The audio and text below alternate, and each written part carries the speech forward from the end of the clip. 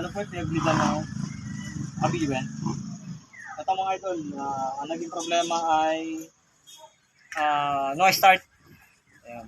Ang main causes niya is yung high pressure pump. Bumagsak po yung fuel pressure. Ngayon, nirepair natin si high pressure pump.